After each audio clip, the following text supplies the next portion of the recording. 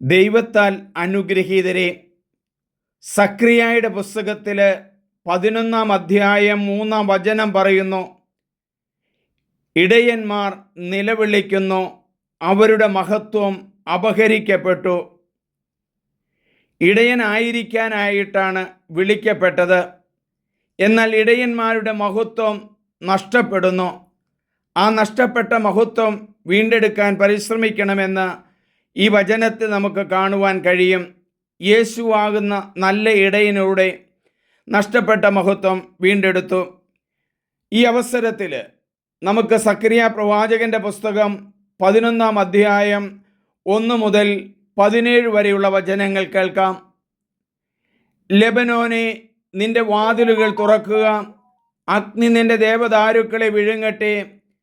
സരള വൃക്ഷമേ വിലപിക്കുക, ദേവദാരു നിപതിച്ചു, വിശിഷ്ട വൃക്ഷങ്ങൾ നശിച്ചു. ബാഷാനിലെ കരുവേലകമേ വിലപിക്കുക, നിബിഡ വനങ്ങൾ വെട്ടിവീഴ്ത്തിയിരിക്കുന്നു. ഇതാ ഇടയന്മാർ നിലവിളിക്കുന്നു, അവരുടെ മഹത്വം അപഹരിക്കപ്പെട്ടു. ഇതാ സിംഹങ്ങൾ ഗർജിക്കുന്നു, യോർദാൻ വനം ശൂന്യമായിരിക്കുന്നു. 2 ഇടയന്മാർ. എൻ്റെ ദൈവമായ കർത്താവ് അരുളി ചെയ്തു, കൊലയ്ക്ക് വിധിക്കപ്പെട്ട ആടുകളുടെ ഇടയനാവുക. വാങ്ങുന്നവർ അവയെ കൊല്ലുന്നു, അവർ ശിക്ഷിക്കപ്പെടുന്നില്ല.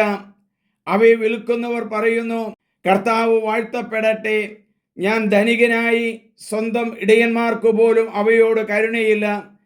കർത്താവ് അരുളി ചെയ്യുന്നു, ദേശത്ത് വസിക്കുന്നവരുടെ മേൽ ഇനി എനിക്ക് കരുണ തോന്നുകയില്ല. ഞാൻ അവരെ ഓരോരുത്തരെയും തന്താങ്ങളുടെ ഇടയൻ്റെയും രാജാവിൻ്റെയും പിടിയിൽ അകപ്പെടാൻ ഇടയാക്കും. അവർ ഭൂമിയെ ഞെരുക്കും, അവരുടെ കയ്യിൽ നിന്ന് ഞാൻ ആരെയും രക്ഷിക്കുകയില്ല. ഞാൻ ആടു വ്യാപാരികൾക്ക് വേണ്ടി കൊലയ്ക്ക് വിധിക്കപ്പെട്ടിരിക്കുന്നു. ആടുകളുടെ ഇടയനായി ഞാൻ 2 വടിയെടുത്തു.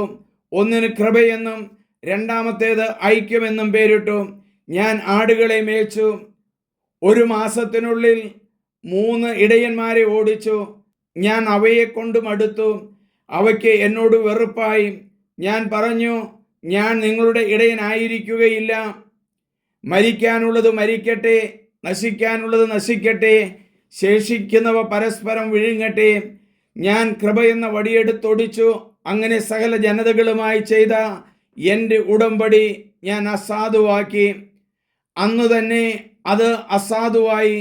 എന്നെ ശ്രദ്ധിച്ചുകൊണ്ടിരുന്ന ആടു വ്യാപാരികൾ ഇത് കർത്താവിൻ്റെ വചനമാണെന്നറിഞ്ഞു.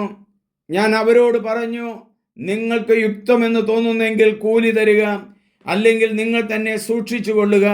അവർ എൻ്റെ കൂലിയായി 30 ഷെക്കേൽ തൂക്കിത്തന്നു. കർത്താവ് എന്നോട് അരുളി ചെയ്തു, അത് ഭണ്ഡാരത്തിൽ നിക്ഷേപിക്കുക. അവർ എനിക്ക് മതിച്ച നല്ല വില. ഞാൻ ആ 30 ഷെക്കേൽ വെള്ളി കർത്താവിൻ്റെ ആലയത്തിലെ ഭണ്ഡാരത്തിലിട്ടു. പിന്നെ ഞാൻ ഐക്യമെന്ന വടിയൊടിച്ചു. ഞാൻ ഇസ്രായേലും യൂദായും തമ്മിലുള്ള സാഹോദര്യം അവസാനിപ്പിച്ചു. കർത്താവ് എന്നോട് കൽപ്പിച്ചു, നീ ഇനി നീചനായ ഒരു ഇടയൻ്റെ വേഷമെടുക്കുക. ഞാൻ ദേശത്തേക്ക് ഒരു ഇടയനെ അയക്കും.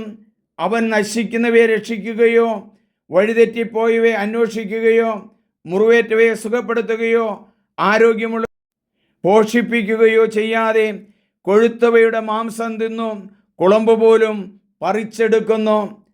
ആട്ടിൻകൂട്ടത്തെ ഉപേക്ഷിച്ച് കളയുന്ന എൻ്റെ നീചനായ ഇടയന് ദുരിതം.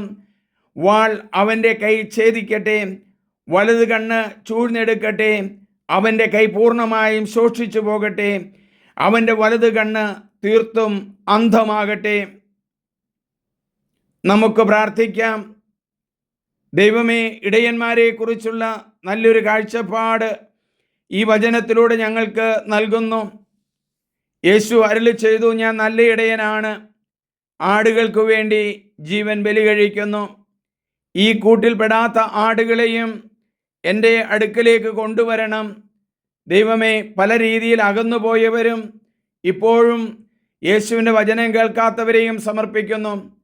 യേശുവിൻ്റെ വചനങ്ങൾ എല്ലാവർക്കുമുള്ളതാണെന്ന് മനസ്സിലാക്കുന്നു.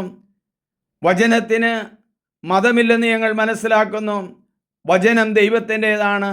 ആ വചനം മനസ്സിലാക്കി ജീവിക്കാനുള്ള കൃപ ഞങ്ങൾക്ക് നൽകണമേ. ഞങ്ങളുടെ ഇടയന്മാർക്ക് ശാന്തിയും സമാധാനവും വിവേകവും പാണ്ഡിത്യവും കൃപകളാലും നിറയ്ക്കണമേ. ആമേൻ. സക്രിയായുടെ പുസ്തകം 11-ാം അധ്യായത്തിൽ നിന്നാണ് കേട്ടത്. ദൈവവചനം മറ്റുള്ളവർക്ക് നിങ്ങൾ പങ്കുവെച്ചു കൊടുക്കണം. അങ്ങനെ വിതയ്ക്കപ്പെട്ട വചനമായി നിങ്ങൾ മാറും. അതുവഴി നിങ്ങൾ അനുഗ്രഹീതരാകും. വചനം കേൾക്കുന്നവരും അനുഗ്രഹീതരാകും. വചനം പടർന്നു പന്തലിക്കട്ടെ. ദൈവത്തിൻ്റെ സമൃദ്ധമായ അനുഗ്രഹം വന്നു നിറയട്ടെ. സബ്സ്ക്രൈബ് ചെയ്യുക, ഷെയർ ചെയ്യുക. എൻ്റെ പേര് സണ്ണി വർഗീസ് പുൽപ്പറമ്പിൽ.